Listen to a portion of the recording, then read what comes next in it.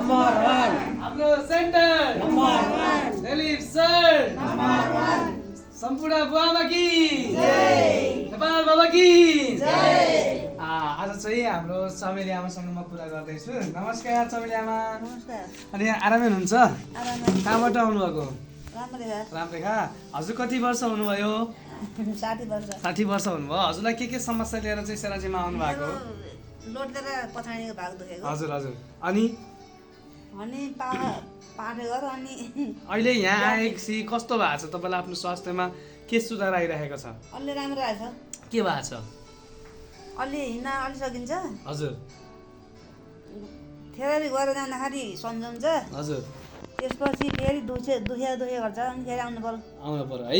यो डेली गर्ने रहेछ कि एक दिन मात्रै गर्ने रहेछ? डेली गर्ने रहेछ। यो डेली गर्ने रहेछ। अनि हजुर चाहिँ यहाँ आइसकेपछि खुसी हुनुहुन्छ?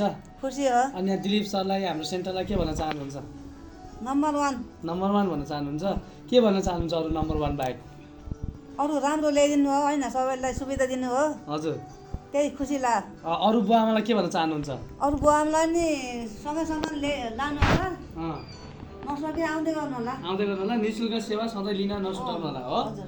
सेराजेम सेराजेम नम्बर 1 आमा बुवा नम्बर 1 भागुन सेन्टर नम्बर 1 चमेली आमा नम्बर 1। ल